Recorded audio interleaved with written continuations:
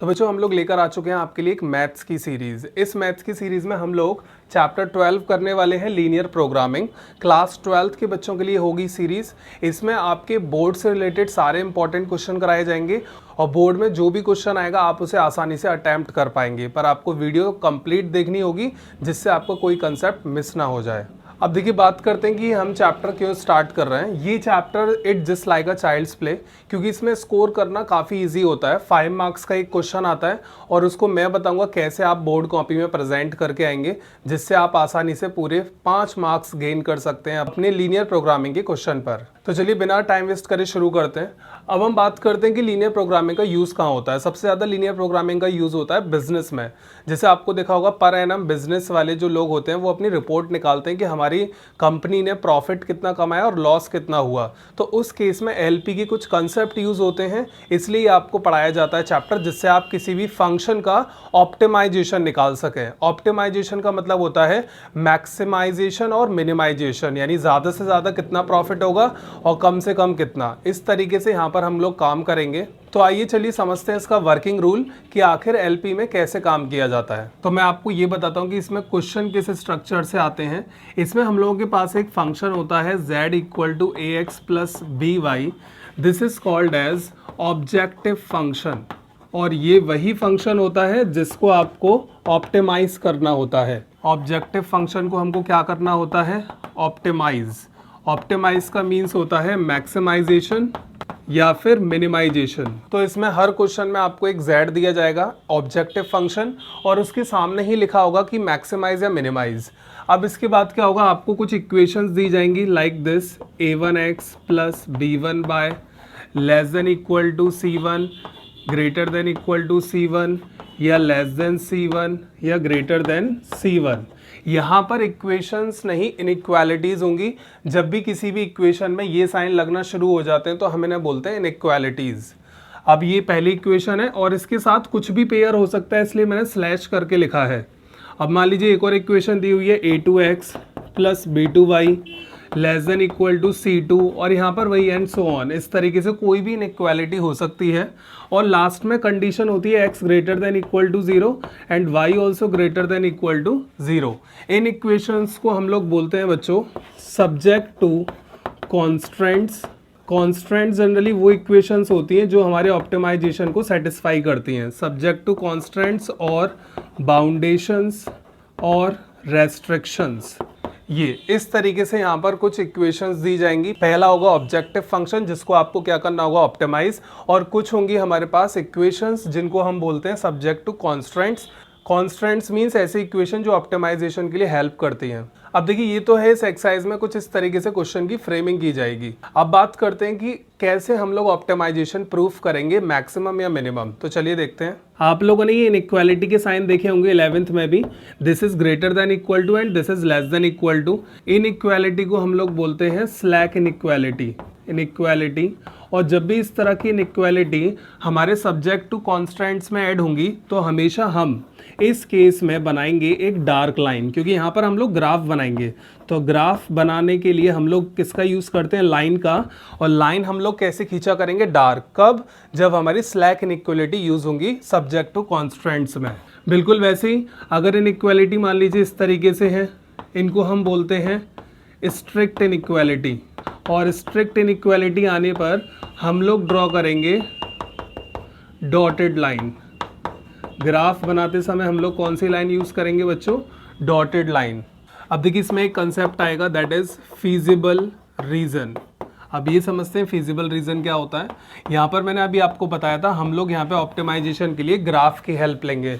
जैसे मान लीजिए हम लोगों ने ग्राफ बनाया और ग्राफ कुछ इस प्रकार था, और जब हमने इसमें बाउंडेड एरिया देखा तो वो था हमारा ये हमारा शेडेड पोर्शन था। अब ये जो शेडेड पोर्शन होता है इसी को हम लोग बोलते हैं बच्चों फीजिबल रीजन। और ये जो फीजिबल रीजन से ये जो पॉइंट यहाँ पर कवर हो रहे हैं, इन पॉइंट्स को हम लोग बोलते हैं कॉर्नर पॉइंट्स। तो फीजिबल रीजन आई होप सबको समझ में आ गया क्या होता है, सिंपली द बाउंडेड पोर्शन। अब देखिए ये जो फीजिबल रीजन है ये हमारा 3 कंडीशन में डिवाइडेड है, that is bounded, second one unbounded, third one does not exist. हमारे ये जो फिजिबल रीजन होता है ये 3 कंडीशन में डिवाइड है, bounded, unbounded and does not exist. Bounded में क्या होता है बच्चों, अगर कोई भी ग्राफ इस तरीके से बना हुआ है, उसका कोई फिजिबल रीजन पूरी तरह से बंद है, कोई ऐसा ग्राफ जिसमें फिजिबल रीजन पूरी तरह से बंद है, उसे बोलते हैं बाउंडेड। अनबाउंडेड में क्या होगा, अनबाउंडेड में ग्राफ में क्या होगा, ये जो फिजिबल रीजन है ये बंद नहीं होगा चारों तरफ से, इस तरीके से खुला हुआ होगा, दैट इज कॉल्ड अनबाउंडेड। और डज नॉट एग्जिस्ट की कंडीशन में ग्राफ देखिए कुछ ऐसा होता है, जैसे मान लीजिए लाइन से इसका शेडेड इधर है, इसका शेडेड इधर है, यानी आपस में मैच ही नहीं करता है, तो ये होता है हमारा डज नॉट एग्जिस्ट। और याद रखिएगा इस ग्राफ में हम लोग कोई भी ऑप्टिमाइजेशन नहीं कर सकते हैं, नो ऑप्टिमाइजेशन, यानी कोई भी हम मैक्सिमम या मिनिमम प्रॉफिट नहीं निकाल सकते हैं। तो हम लोग जो काम करने वाले हैं वो करेंगे बाउंडेड एंड अनबाउंडेड ग्राफ पर, और इन दोनों की ऑप्टिमाइजेशन हम लोग आसानी से कैलकुलेट कर सकते हैं। आप देखते रहिएगा कैसे। अब मैं आपको एक क्वेश्चन करके बताता हूँ एक्सरसाइज 12.1 का। अब हम बच्चों 12.1 का क्वेश्चन नंबर 2 सॉल्व कर रहे हैं। अब आप कहेंगे sir why not question number 1। Question number 1 काफ़ी सिंपल है, अगर आप क्वेश्चन नंबर 2 प्रैक्टिस कर लेते हैं तो 1 क्या आप पूरी एक्सरसाइज कर लेंगे। तो देखते हैं कैसे सॉल्व किया जाएगा। तो देखिए इसमें हमको ऑब्जेक्टिव फंक्शन दिया है that we have to minimize, we have subject to constants like this. अब यहाँ पर ये जो इनइक्वालिटीज़ हैं, दीज आर इनइक्वालिटीज़, हम इनको क्या करेंगे, सॉल्व करेंगे और इनसे निकालेंगे पॉइंट। अब हम वो पॉइंट निकालेंगे जिससे हम एक ग्राफ प्लॉट करेंगे। अब देखते हैं कैसे। सबसे पहले हम लोग क्या करेंगे, ये है हमारी inequality 1 and this is inequality 2। तो हम लोग पहले इनइक्वालिटी 1 और इनइक्वालिटी 2 को इक्वेशन कंसिडर करेंगे, तब निकालते हैं पॉइंट। तो यहाँ पर हम लिखेंगे सॉल्यूशन में कंसीडर, और जैसे मैं स्टेप यूज़ कर रहा हूँ बिल्कुल वैसे ही आप बोर्ड कॉपी में लिखिएगा, जिससे आपको पूरे कंप्लीट 5 मार्क्स मिले, कहीं भी कटौती ना हो। तो देखिए हम लोग सबसे पहले क्या करेंगे, कंसीडर इनइक्वालिटी 1 एज इक्वेशन। सबसे पहले हम इनइक्वालिटी 1 को मान लेते हैं एक इक्वेशन। अब इसमें इक्वेशन मानने वाली बात क्या है, इसको हम इक्वल टू साइन के साथ लिखेंगे, इनइक्वालिटी का साइन रिप्लेस कर देंगे इक्वल टू साइन के साथ। अब आपने 11th में भी ग्राफ बनाना सीखा होगा, इसके लिए हम तैयार करेंगे एक डब्बा। इस डब्बे में हम लोग यहाँ लिखेंगे वेरिएबल एक्स वाई, और बस हमें 2 कोऑर्डिनेट्स की नीड है। सबसे पहला आप हमेशा x की जगह रखेंगे 0, हमेशा हर क्वेश्चन में x की जगह 0। अब देखिए जब आप यहाँ 0 रखेंगे तो y कितना आएगा, 4, इतना तो सबको आता होगा, it's like a piece of cake. अब y की जगह 0 अगर हम रख दें तो x की वैल्यू कितनी आने वाली है, y की जगह 0 रखिए, इधर है y कोऑर्डिनेट, तो x की वैल्यू हमें डायरेक्ट मिल जाएगी 8। तो हमारे कोऑर्डिनेट्स क्या है, कोऑर्डिनेट्स हमें मिले 0,4 एंड 8,0। ये जो हमने काम किया है पहली इनइक्वालिटी के लिए, you have to do the same process for inequality 2। अब हम लोग यहाँ पर लिखने वाले हैं कंसीडर इनइक्वालिटी 2 एज इक्वेशन। अब इनइक्वालिटी 2 को भी एक इक्वेशन मानेंगे। यहाँ पर हम लोग क्या करेंगे, ये जो इनइक्वालिटी का साइन है इसको रिप्लेस कर देंगे इक्वल टू साइन के साथ। इसका भी डब्बा तैयार करें, 2 वेरिएबल यहाँ पर रिप्रेजेंट कर लें, एक्स वाई, एक्स को 0। ये काम मैं इतनी जल्दी इसलिए कर रहा हूँ क्योंकि ये सब आपको आता है वैल्यूज़ निकालना एक्स वाई की। एक्स की जगह 0 रखेंगे तो वाई की वैल्यू आने वाली है 2 से डिवाइड होगा, दैट इज़ 6। वाई की जगह 0 रख दें इसमें तो एक्स की वैल्यू आने वाली है 3 से डिवाइड होगा, दैट इज़ 4। तो कोऑर्डिनेट्स क्या है बच्चों हमारे पास, कोऑर्डिनेट्स आर 0,6, ये कोऑर्डिनेट्स हैं, पहला एक्स का दूसरा वाई का, एंड 4,0। ये हमको मिल चुके हैं कोऑर्डिनेट्स। इतना काम करने के बाद आपको अगला काम क्या करना है, अब हम इनका बनाएंगे ग्राफ। तो हम ग्राफ के लिए 2 एक्सेस ड्रॉ कर लेते हैं। अब देखिए जब भी आप ग्राफ बनाएंगे तो एक्स एक्सेस और वाई एक्सेस पे हम लोग स्केल लेंगे। तो हम लोग यहाँ पर ले लेते हैं 1 2 3 4 5 6 7 8। अब जैसे हमें मान लीजिए पहला पॉइंट, जैसे मान लीजिए हमें पहला कोऑर्डिनेट प्लॉट करना है 0,4। जब भी एक्स एक्सेस 0 हो और y में नंबर हो तो वो हमेशा y पे प्लॉट होगा 0,4, 1 2 3 4, यानी यहाँ पर होगा हमारा ये पॉइंट 0,4। अब हम आते हैं 8,0, पहला एक नंबर आ गया, बाद में y में 0 है तो ये बनेगा x एक्सिस पर 1 2 3 4 5 6 7 8, यहाँ पर होगा हमारा कोऑर्डिनेट 8,0। तो ये हमने प्लॉट कर लिया पहली इक्वेशन के पॉइंट। अब हम क्या करेंगे, अब हम इन दोनों पॉइंट से एक लाइन ड्रॉ करेंगे। अब आप ये चेक करिए, पहले जो हमारी पहली इक्वेशन थी वो आई थी इनइक्वालिटी से। ये इनइक्वालिटी क्या है, स्लैक या फिर स्ट्रिक्ट? ये है स्लैक इनइक्वालिटी, और मैंने आपको पहले ही बता दिया है स्लैक इनइक्वलिटी जब भी आएगी तो आप कैसी लाइन खींचेंगे, दैट इज डार्क लाइन। तो यहाँ से हम लोग खींच लेंगे एक डार्क लाइन, और इस डार्क लाइन पे आप हमेशा इनइक्वालिटी को लिखेंगे, क्योंकि बाद में कंफ्यूजन हो जाती है कौन सी लाइन किस इनइक्वलिटी की है। x + 2y <= 8। अब हम ड्रॉ करेंगे लाइन सेकंड इक्वेशन के लिए। कोऑर्डिनेट्स हैं 0,6, यानी ये y पे बनेगा 1 2 3 4 5 6, 0,6। Next one 4,0 1 2 3 4। अब क्या करेंगे, इसमें भी आप एक लाइन ड्रॉ करेंगे। पहले चेक कर लें इनइक्वालिटी इज स्ट्रिक्ट नहीं स्लैक। तो स्लैक के लिए कैसी लाइन खींचते हैं हम लोग, डार्क लाइन। लाइन के ऊपर आप इनइक्वालिटी लिख लें 3x + 2y <= 12। अब देखिए इतना ग्राफ तैयार करने के बाद आप इसमें ये चेक करेंगे क्या हमारी कोई लाइन कहीं कट कर रही है। तो हाँ जी, यहाँ पर देखिए दोनों लाइन एक पॉइंट पर कट कर रही हैं। तो हम लोग कैलकुलेट करेंगे अब इंटरसेक्शन पॉइंट। अब देखिए इंटरसेक्शन पॉइंट निकालने के लिए ये जो हमने इक्वेशन मानी थी दो, इन्हीं का यूज़ करेंगे हम लोग। x + 2y = 8, सेकेंड इक्वेशन थी 3x + 2y = 12। सभी को आता होगा इंटरसेक्शन पॉइंट कैलकुलेट करना। यहाँ ये दोनों देखिए लाइक टर्म है, तो हम डायरेक्ट इन्हें सब्ट्रैक्ट कर देते हैं, ये cancel out. -3x + x -2x -12 + 8 कितना हो गया, that is -4। Minus cancel out, x = कितना आएगा, दैट इज 2। x निकल गया, x को किसी एक इक्वेशन में रख दें, इसमें या इसमें। पुट x = 2 इन इक्वेशन 1, हम लोग रख रहे हैं 1 में। पुट x = 2, इसको मान लीजिए थर्ड और इसे मान लीजिए फोर्थ इक्वेशन, तो हम थर्ड में रख लेते हैं।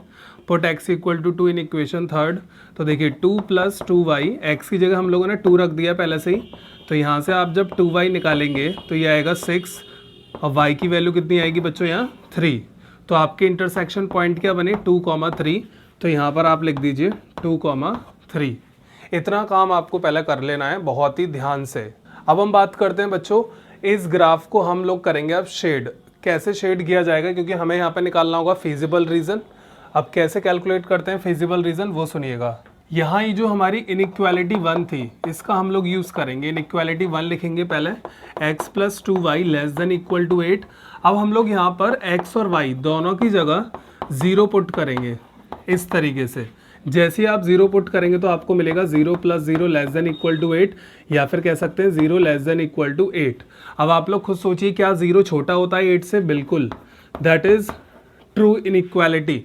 और जब भी याद रखिएगा इनइक्वालिटी ट्रू आएगी, इट मीन्स शेडेड रीजन। तो हमारा जो शेडेड रीजन होगा वो होगा टुवर्ड्स ओरिजिन।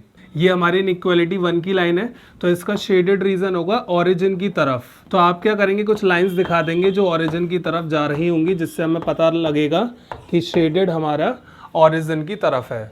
अब बिल्कुल हम लोग क्या करेंगे, सेकेंड लाइन के लिए यही काम करेंगे। अब हम लेते हैं इनइक्वालिटी 2। इनइक्वालिटी 2 है हमारे पास 3x + 2y <= 12। इसमें भी 0 0 पुट करें, आपको मिलेगा 0 <= 12। क्या 0 छोटा होता है 12 से? बिल्कुल, ये भी ट्रू है। इट मीन्स वही लाइन लिखेंगे, it means shaded towards origin. Shaded होगा हमारा टुवर्ड्स ओरिजिन। तो आप क्या करेंगे, इसमें भी इस लाइन के लिए भी कुछ लाइन ओरिजिन की तरफ दिखा देंगे, कुछ ऐसे। अब देखिए इतना पता करने के बाद कि दोनों के शेड कहाँ जा रहे हैं, ओरिजिन की तरफ। अब यहाँ आप कॉमन शेड ढूंढेंगे जो हमारा फिजिबल रीजन होगा। ये लाइन भी इधर शेड कर रही है, ये भी इधर, तो कॉमन पोर्शन होने वाला है बच्चों this one. This is our feasible region. ये होगा हमारा FR, फिजिबल रीजन। अब ये फिजिबल रीजन कितने कॉर्नर पॉइंट से घिरा हुआ है, 1 2 3 एंड 4। अब हम इस फिजिबल रीजन के लिए कैलकुलेट करेंगे ऑप्टिमाइजेशन, और ऑप्टिमाइजेशन में हमको क्या करना है, Z को मिनिमाइज। तो यहाँ पर आप इस फिजिबल रीजन को लेबलिंग कर दें A, B, C and D। तो यहाँ पर हम लिख लेते हैं, सो फिजिबल रीजन इज ABCD। अब इतना करने के बाद आपको क्या करना है, एक टेबल तैयार करनी है। ये टेबल आपको ये बता देगी कि आखिरकार Z मिनिमम किस पॉइंट पे होने वाला है और कितनी वैल्यू होगी उसकी। तो इस टेबल में हम लोग क्या करने वाले हैं, यहाँ पर हम लिखेंगे कॉर्नर पॉइंट्स, और यहाँ हम लिखेंगे Z। Z है हमारे पास -3x + 4y। अब कॉर्नर पॉइंट में ये सारे पॉइंट नहीं लिखने हैं, सिर्फ वो पॉइंट लिखने हैं जो फीजिबल रीजन से बाउंडेड है। तो हमारे पास सबसे पहला है A point that is 0 0, B point है हमारे पास 4,0, सी था इंटरसेक्शन पॉइंट 2,3, एक लास्ट पॉइंट है डी दैट इज 0,4। अब क्या करना है आपको, ये एक्स वाई की वैल्यूज़ है, आपको हर पॉइंट को z में रखना है और z की एक वैल्यू कैलकुलेट करनी है। तो यहाँ पर मान लीजिए आएगा 0, क्योंकि दोनों ही 0 रखोगे तो आंसर 0। इधर आएगा 4 रखिए x की जगह, माइनस का 12, ये हो जाएगा माइनस का 6 प्लस का 12 दैट इज प्लस 6। अब जब आप इसे रखेंगे तो ये हमको मिलेगा दैट इज 16। तो ये टेबल तैयार करने के बाद अब क्या करना है, अगला काम जो कि लास्ट होगा, मिनिमाइज करना है। इसे मिनिमम वैल्यू ढूंढिए दैट इज -12। तो हमको मिल चुकी है वैल्यू दैट इज -12, और किस पॉइंट पे, 4,0 पर। तो हमको ऑप्टिमाइजेशन मिला 4,0 पॉइंट पर, और वैल्यू कितनी आई ऑप्टिमाइजेशन की, दैट इज -12। इस तरीके से आपको करना है एलपी के क्वेश्चन को अटेम्प्ट। इसमें एक बार मैं आपको बॉटम लाइन बता देता हूँ यहाँ पर हमने क्या क्या किया। सबसे पहले आपको क्या करना है, इनइक्वालिटीज़ को इक्वेशन मानना है, इक्वेशन मान के उनके पॉइंट्स निकालने हैं, फिर पॉइंट्स के बाद ग्राफ बनाना है। लाइन का ध्यान रखिएगा, डॉटेड और डार्क 2 लाइन होंगी, पर आपको स्लैक के लिए हमेशा डार्क बनानी है। इंटरसेक्शन अगर कर रही है तो इंटरसेक्शन कैलकुलेट करें। फिर हम शेडेड करते हैं, शेडेड के लिए कंडीशन होती है 0 0 रख दें इनइक्वालिटी में। अगर इनइक्वालिटी ट्रू आए तो ओरिजिन की तरफ, फॉल्स आए तो ओरिजिन से अवे। फिर उसके बाद आपको फिजिबल रीजन ढूंढना होता है। फिजिबल रीजन से जो कॉर्नर पॉइंट होते हैं उनको लिखना होता है एक टेबल में, और वो z में पुट की जाती हैं, और z से जो आंसर्स आते हैं उन्हीं में से हमें ऑप्टिमाइजेशन ढूंढना होता है। जैसे इस क्वेश्चन में था मिनिमाइजेशन, तो आपने ली मिनिमम वैल्यू। अगर होता मैक्सिमाइजेशन तो हम लोग लेते मैक्सिमम वैल्यू। अब हम लोग करते हैं बच्चों 12.1 का क्वेश्चन नंबर 7, क्योंकि इसमें भी कुछ इंपॉर्टेंट कंडीशन आने वाली है, आप लोग देखते रहिएगा। अब देखिए इसमें बोला है ऑब्जेक्टिव फंक्शन को मिनिमाइज भी बताना है कहाँ पर होगा, और मैक्सिमाइज भी बताना है। हमारे कुछ सब्जेक्ट टू कॉन्स्टेंट्स दिए हुए हैं, तो वही काम करना है आपको। पहले इनइक्वालिटी को इक्वेशंस मानना है, पॉइंट्स निकालने हैं और ग्राफ तक पहुंचना है। ये काम काफ़ी इजी होता है। चलिए शुरू करते हैं इसे। ये जो हमारी 3 इनइक्वालिटी है इनको नंबरिंग करते हैं। अब यहाँ पर हम वही लाइन लिखेंगे, तो थोड़ा हम इसे फास्ट करेंगे क्योंकि अभी मैंने आपको ये बता दिया है। Consider inequality 1 as equation. अब यहाँ पर इसे इक्वेशन की तरह मानते हैं, यानी इनइक्वालिटी के साइन को रिप्लेस करें इक्वल टू साइन के साथ। एक बॉक्स बनाएं, इसमें आप वैल्यूज़ लिखें एक्स वाई, और x की जगह क्या रखते हैं सबसे पहले 0। y कितना मिल जाएगा हमको, दैट इज 60। y की जगह 0 रखिए, x कितना मिलेगा 120। तो कोऑर्डिनेट्स क्या मिले 0,60 एंड 120,0। अब बिल्कुल same, consider inequality 2 as equation. Second inequality को लिखेंगे x plus y equal to का साइन लगाकर 60। एक बॉक्स बना लेते हैं अगेन, यहाँ पर ये एक्स वाई। सबसे पहले हम लोग क्या करेंगे, x को 0 तो y मिलेगा 60, y को 0 तो x कितना मिलेगा 60। तो यहाँ से कोऑर्डिनेट्स क्या आ गए 0,60 एंड 60,0। ऐसे हम लोग क्या करेंगे, थर्ड इनइक्वालिटी को भी लिख लेते हैं। Consider inequality third as equation. Third inequality हमारे पास है x minus 2y equal to 0। अब देखिए जब आप इसके लिए बॉक्स बनाएंगे तो इसके लिए बॉक्स में क्या होगा, एक्स वाई लिखेंगे। x की जगह जब आप 0 रखेंगे तो y भी आपको 0 मिलने वाला है, और y की जगह 0 रखेंगे तो x भी 0। तो इस बार कोऑर्डिनेट्स क्या मिले 0,0। तो यहाँ पर है आपका इंपॉर्टेंट पॉइंट। अब देखते जाइएगा कैसे हम इसे प्लॉट करने वाले हैं। इतना करने के बाद हम लोग बनाते हैं ग्राफ।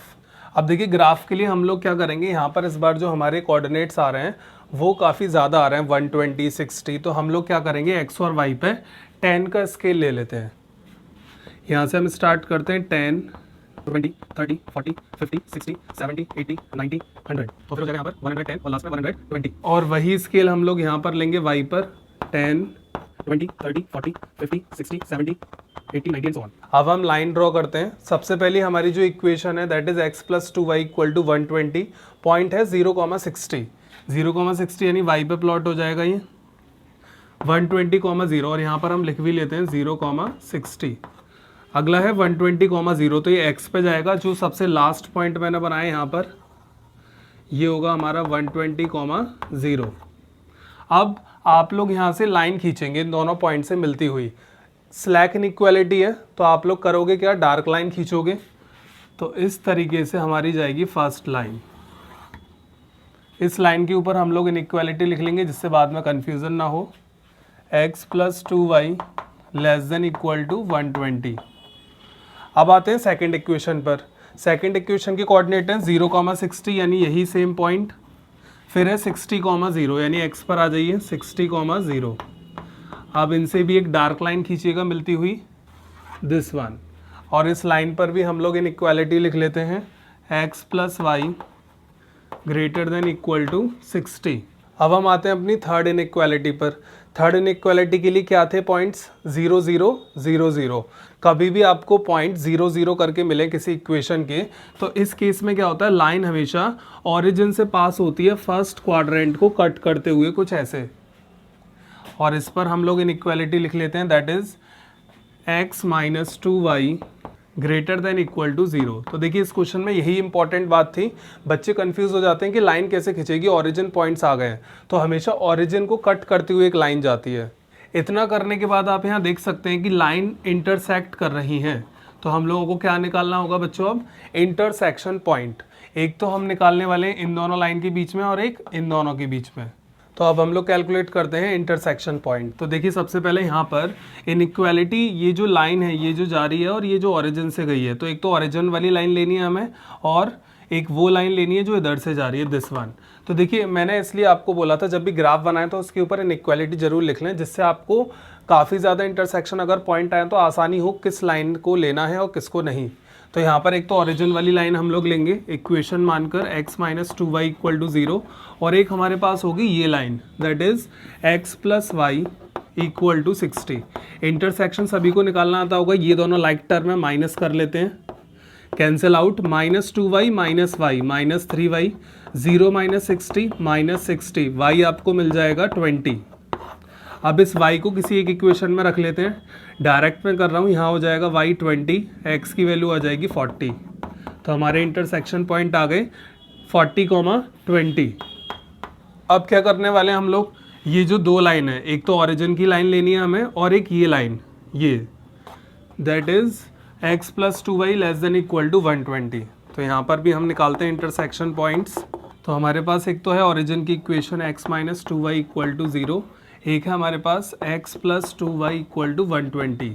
इसमें भी आप देख सकते हैं ये direct like term opposite sign के साथ आ रहे हैं, तो ये cancel out, x plus x हो जाएगा 2x that is equal to 120, x की वैल्यू आपको मिल जाएगी 60। अब इसको किसी एक इक्वेशन में रख दें, इन्हीं में से डायरेक्ट सॉल्व कर रहे हैं हम लोग। 60 जब रखेंगे तो आपको y मिल जाएगा 30। तो हमारे इंटरसेक्शन पॉइंट आ चुके हैं नेक्स्ट 60,30। तो इस तरीके से बच्चों हम लोगों ने क्या निकाली, इंटरसेक्शन पॉइंट। अब इतना करने के बाद किसकी बारी आती है, शेडेड पोर्शन की, कि उससे हमें क्या मिलेगा, फीजिबल रीजन। अब देखिए बच्चों शेडेड पोर्शन के लिए हम लोग क्या करेंगे, फॉर शेडेड रीजन हम हर इनइक्वालिटी के लिए कंडीशन चेक करेंगे ट्रू है या फॉल्स। सबसे पहले पहली इनइक्वालिटी में हम लोग क्या करेंगे, इनइक्वालिटी नंबर 1, इनइक्वालिटी 1 लिखते हैं x plus 2y less than equal to 120। 0 0 रखेंगे तो 0 less than equal to 120। Is this true? Yes it is true inequality. और अगर ट्रू इनइक्वालिटी होती है तो शेडेड कहाँ करते हैं, ओरिजिन की तरफ। तो अब मैं वो लाइन नहीं लिख रहा हूँ, आप लोग बोर्ड में जब करें तो प्लीज़ लिखिएगा, वरना मार्क्स डिडक्ट हो जाते हैं प्रेजेंटेशन के। तो हम लोग क्या करेंगे, ट्रू है इनइक्वालिटी तो ओरिजिन की तरफ शेड कर लेते हैं। ये हमारी इनइक्वालिटी थी x plus 2y less than equal to 120, यानी ये रही हमारी वो लाइन। इसके लिए हम एरो बना देते हैं ओरिजिन की तरफ, कुछ ऐसे। अब बिल्कुल सेम हम लोग इनइक्वालिटी 2 कंसिडर करेंगे। इनइक्वालिटी 2 है हमारे पास x plus y greater than equal to 60। इसमें भी 0 रखेंगे तो 0 ग्रेटर देन इक्वल टू 60। इस बार देखिए इनइक्वालिटी फॉल्स है। फॉल्स जब इनइक्वालिटी हो जाती है तो शेडेड जाता है away from the origin, origin से दूर। तो हमारी लाइन है ये दिस वन, इसकी इनइक्वालिटी फॉल्स आई है, तो इसके लिए हम एरो बना देंगे कुछ ऐसे। थर्ड इनइक्वालिटी के लिए भी यही काम करना है, इनइक्वालिटी थर्ड। अब देखिए थर्ड इनइक्वालिटी थोड़ी सी हमारे पास स्पेशल इनइक्वालिटी है। जब भी कभी भी ओरिजिन से लाइन जाए ना, तो अब आप इसमें ट्रू फॉल्स अगर कर भी लें तो आपको ये कैसे पता लगेगा ओरिजिन की तरफ या उससे अवे, क्योंकि ये खुद ओरिजिन से जा रही है। तो ओरिजिन वाली लाइन के लिए शेडेड कैसे करते हैं इसे सीखना सभी। अब यहाँ से क्या करो, x की वैल्यू जरा निकालो, x इधर ही रखें, माइनस 2y जब उधर ले जाएंगे तो ये मिलेगा greater than equal to 2y। अब आपको इसमें करना क्या होगा, इसमें आपको ये करना होगा जिस एक्स इसके सामने ग्रेटर का साइन है, जैसे यहाँ पर देखिए एक्स एक्सिस के सामने खुला हुआ मुंह है, एक्स हमारे पास क्या है यहाँ पर ग्रेटर, जो वेरिएबल ग्रेटर हो इनइक्वालिटी के अकॉर्डिंग शेडेड जाएगा वहीं पर। जैसे ओरिजिन वाली लाइन, इसके लिए एक्स कोऑर्डिनेट ग्रेटर है, वाई लेसर है, तो हम लोग इसका शेडेड करेंगे एक्स एक्सिस की तरफ। तो ये होती है ट्रिक शेड करने के लिए उन लाइन को जो ओरिजिन से पास होती हैं। अगर बाय द वे यहाँ वाई आता है यहाँ एक्स, तो हम शेड करते वाई की तरफ। तो ये की पॉइंट था, इसलिए मैं आपको ये क्वेश्चन करा रहा हूँ। अब हम लोग क्या करेंगे, इसमें फीजिबल रीजन ढूंढते हैं। तो देखिए इसका इधर, इसका इधर, इसका इधर, तो कॉमन पोर्शन हुआ हमारे पास ये होगा हमारा फीजिबल रीजन। लेबलिंग कर लेते हैं पॉइंट्स की, that is A, B, C and D. अब इतना करने के बाद हम लोग क्या करेंगे, इसके लिए टेबल तैयार करेंगे और टेबल में से ढूंढेंगे कि ऑप्टिमाइजेशन कहाँ हो रहा है। यहाँ पर हम लोग लिख लेते हैं कॉर्नर पॉइंट्स और यहाँ हम लिख लेते हैं z equal to 5x plus 10y। अब जो हमारे कॉर्नर पॉइंट फीजिबल रीजन से बाउंडेड हैं सिर्फ उन्हीं को नोट करेंगे। a है हमारे पास 60,0, b पॉइंट है हमारे पास 40,20, c पॉइंट है हमारे पास 60,30 और डी पॉइंट एकदम लास्ट में है, वहाँ पर देखिए दैट इज 120,0। अब हम लोग क्या करने वाले हैं, हर पॉइंट के लिए z की वैल्यू कैलकुलेट करते हैं। तो 60,0 रखोगे तो आपको मिलेगा 300, 40,20 जब हम लोग यहाँ रखेंगे तो हमको मिलेगा 400, 60,30 आप रखेंगे तो आपको मिलता है 600, 120,0 रखेंगे तो यहाँ भी आपको क्या मिलने वाला है 600। अब देखिए जब आपकी टेबल बन जाती है तो आपके पास यहाँ पर आता है फाइनल टास्क। आपको करना क्या होगा, इनमें से पहले वो वैल्यू सेलेक्ट करें। आपसे बोला है मिनिमाइज और मैक्सिमाइज, तो मिनिमम वैल्यू कौन सी है यहाँ पर, दिस वन 300। ये हो गया हमारा मिनिमाइजेशन वैल्यू और मिनिमाइजेशन जो हुआ है वो किस पॉइंट पर हुआ है, 60,0 पर। अब आपसे बोला है मैक्सिमाइजेशन। अब इसमें से सबसे बड़ी वैल्यू देखिए ये आ रही है, एक ये भी है और एक ये भी है, ये दोनों इक्वल हैं पर हैं सबसे बड़ी, तो मैक्सिमाइजेशन हमारा यहाँ पर हुआ है और वो पॉइंट क्या है 60, 30 एंड 120,0। अब यहाँ पर वो पॉइंट आ चुका है जो मैंने अभी आपको कुछ देर पहले बताया था। जब भी दो पॉइंट्स पर मैक्सिमम वैल्यू आती है तो वो पूरी complete line CD, complete line हमें मैक्सिमम वैल्यू देने वाली है। तो CD लाइन ढूंढिए, यहाँ पर कहाँ है CD, ये लाइन आपको दिख रही होगी। ये लाइन वो लाइन है जिसके हर पॉइंट पर आपको मैक्सिमम वैल्यू मिलने वाली है, क्योंकि यहाँ पर मैक्सिमम वैल्यू हो गई रिपीट।